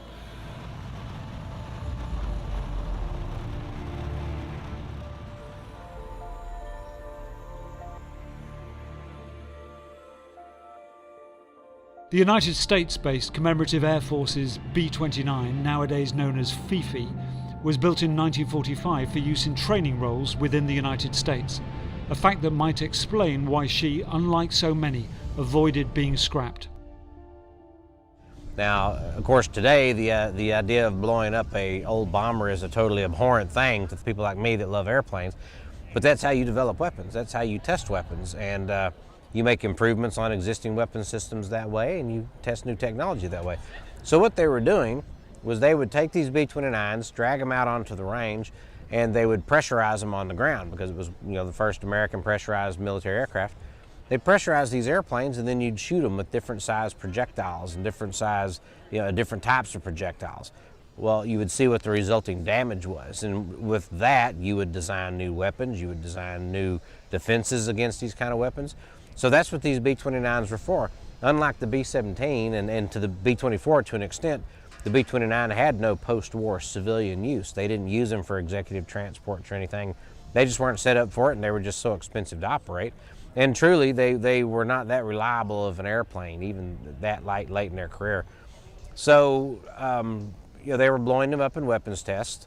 1963, the CAF started looking beyond fighters, which is what they actually had at the time, mostly was fighters, and then someone came along with a B-25, and then they found a B-26. The next thing you know, in 1967, we got Diamond Lil, our B-24, and CF said, you know, we collecting bombers now, a B-29 would be kind of neat to find. And Vic Agather said, I'll do it, I'll find you one. I'll be the one to go find, you go locate an airplane. So he did, starting in 1963. They started looking for B-29s. In 1966 is when they really got serious at looking for them. At the end of the war, I must say that I never wanted to see a B-29 again. I swore to God on VJ Day I would never set foot in a B-29 again. But time gets the best of you. I could never get the B-29 out of my mind. I still can't to this day. They went back to China Lake and they started calling around to the Air Force and the Navy, and they kept saying, we don't have any B-29s. I was in there with a group of airplanes that basically forgotten. They didn't seem to have an inventory list on it anywhere, and so when the CAF was looking for one, there seemed to be none to be had anywhere. And then somebody happened to spot them, happened to fly overhead, spot the airplanes, and with that they did a deeper search, and in fact they found this airplane on inventory. And And so the Air Force then donated to the Commemorative Air Force. What happened was they gave us 2 B-29s. They said, take 2 complete airplanes and all the parts you can carry away. We don't care, the rest of them are gonna get destroyed anyway. Said, we can't afford to take 2 airplanes, we're gonna take just 1. Roger went out there and he started digging through all the airplanes, looking through them and everything. And he narrowed it down to 5 airplanes that were in the best shape. And then he narrowed it down into 3 airplanes and kind of just said, well, one of these is gonna come to CAF's airplane.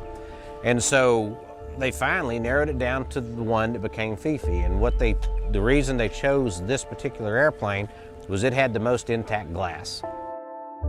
Well, they quickly found out that this was going to be a bigger job than they had anticipated. So they hired a guy named Jack Kern, who was there in Tucson, Arizona, and he had a business pulling airplanes out of the boneyard and putting them back together and getting them in flight. So Jack had experience doing this. Well, those airplanes were preserved and in decent shape. This one wasn't preserved. I mean, the windows were swinging in the wind and stuff like that. Well, Jack had had involvement with B-29s during the war, so he knew the airplane.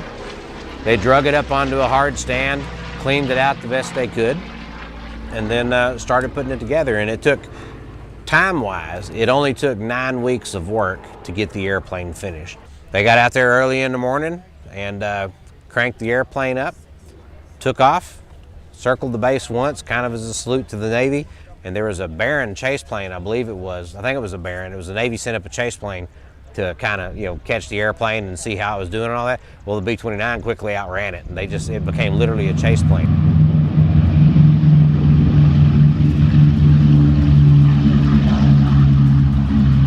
The B-17, everybody loves B-17s, and it's a gorgeous airplane. Anybody who says the B-17 is not beautiful is lying to you. They're beautiful airplanes. They're known as the Queen of the Sky. The CAF always called Fifi the Queen of the Fleet. And when I was a little kid, I'm like, well, that's kind of rude to the B-17, the Queen of the Sky, But now that I've been involved with the airplane all this time, and she is the Queen of the Fleet and the Queen of the Skies as far as I'm concerned.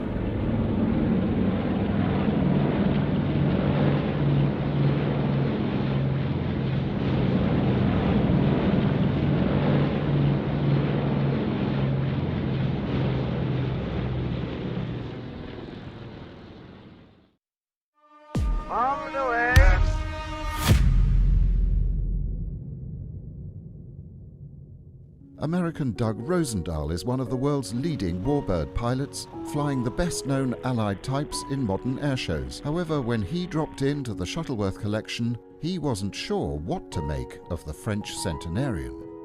This is a Blériot, a real one, the oldest flying airplane in the world, complete with the original Anzani engine. What's unique about the Anzani engine is it had 3 cylinders, and so it was not an even fire engine, so put, put, put, and then a miss, and put, put, put, and then a miss, and so it has a very unique sound. The obligatory oil on the side to prove that it really flies. The suspension system, bungee cord suspension on a telescopic pole here. Very functional, not very aerodynamic, but you're not going fast enough to make a difference. There's no ailerons. The wings warp with the stick. There's a little inclinometer up there that tells you if you're going straight, which I doubt happens very often. The airplane had to be incredibly divergent in yaw. It has essentially has no vertical stabilizer, no skin on the fuselage to provide any lateral stability at all, and a little tiny rudder. It's just incredible. The horizontal stabilizers inboard and the elevators outboard, I'd never realized that before. It's kind of a unique design. And again, just an incredibly small rudder. And there's just no lateral stability at all. It is fairly long, that would be helpful, so the little rudder does have a bit of leverage, but wow. It would be an airplane you fly all the time. As a tail wheel, most of the early airplanes all had skids.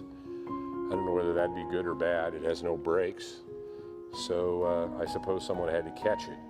Typically, when the tail would come down, you just pull back on the stick and dig the skid into the ground for braking. This is not an airplane you just pull out of the hangar and go fly by yourself on a nice evening. Every time you took this thing off and landed, it would be a major production. It's just again, incredible to be standing next to the oldest flying airplane in the world. A very successful design. Some 20-odd derivations of the Blériot, and 20 or 20 plus nations used the Blériot. This aircraft was manufactured in 1909 and is the world's oldest flying aircraft.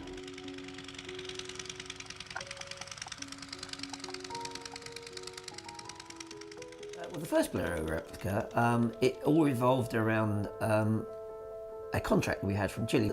They gave us an order for a Blériot, an SE-5A and an Avro 504.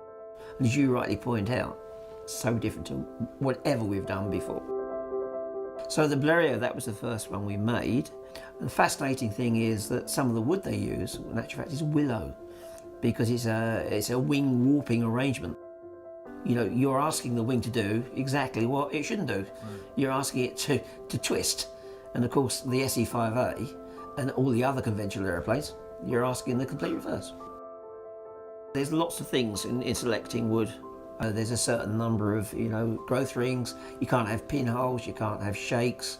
When the trees are actually cut, they are lowered to the ground, because you can have a beautiful piece of spruce and it's got all the right ingredients. It's got no pinholes, it's got the right number of growth rings, and it'll break like a carrot, because what's happened, the tree's been cut, it falls to the ground and it gets a shake in it, and it's very difficult to see. It's kind of sometimes a little grey bluey mark in it.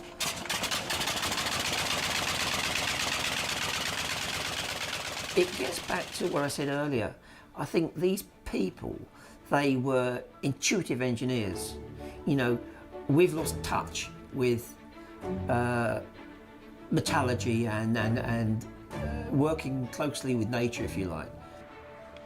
So it's got an amazing control system. It's called a cloche. It's like a fruit bowl made of brass, upside down, with 4 cables that come off each, 90 degrees to each other. A very, very bizarre way to arrange the flying controls. Also on the Blériot as well, and I had a piece of the fabric from the Bourget. It was a rubberized fabric. We covered ours in a synthetic because we couldn't, we had to move.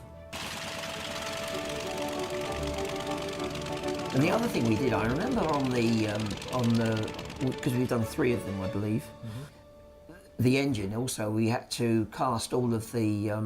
It was the Anzani, I think it was Anzani Arrow engine, 3-cylinder. And we had to cast all of that as well. When Blériot actually did the Channel crossing, apparently, I think the only reason he made it was because I think they drilled additional holes in the cylinder or something. And as you say, it must have been an absolute treat to fly. And I can imagine, when you start having crosswinds and all other bits and pieces, the rain and God knows what else, it must be horrendous. Yeah.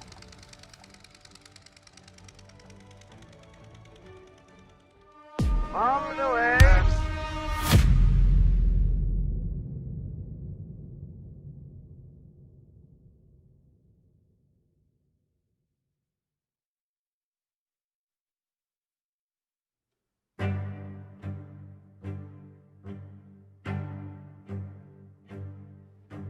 The Messerschmitt Me-109, the fighter aircraft that came to define the Luftwaffe in the eyes of those who opposed it in the air and terrified those who watched it from the ground. A 1930s interceptor design originally penned by Willy Messerschmitt and Robert Lusser. It was built en masse, over 30,000 examples, both by Messerschmitt's own factory and subcontractors, from the 1930s through until, incredibly, the 1950s. It served as a fighter bomber, an escort and a variety of other roles, modified, rearmed and even re-engined to serve longer and against more opponents than its designers could have ever imagined. When you talk about the Luftwaffe during the Second World War, the aviation aficionados and general public will recognise one name, the Messerschmitt, particularly the Messerschmitt 109, or a purist would say the Bf 109 from the Bayerisch Flugzeugwerk, Bavarian aircraft factory. The aeroplane always, like trying to give a bit of credit to the Bouchons, which everyone's desperate to take away, is that the 109 was always an aeroplane that has probably had more power plants on the front of it than any other warbird type I know of.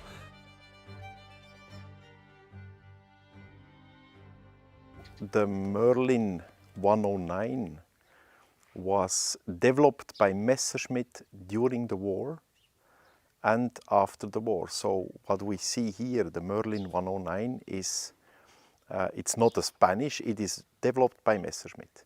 And at the end of the war, the Germans delivered a lot of original fuselages to Spain and original planes, and they wanted to build in the 605 engine, but they were out of engines, so Messerschmitt developed a version with the Merlin engine.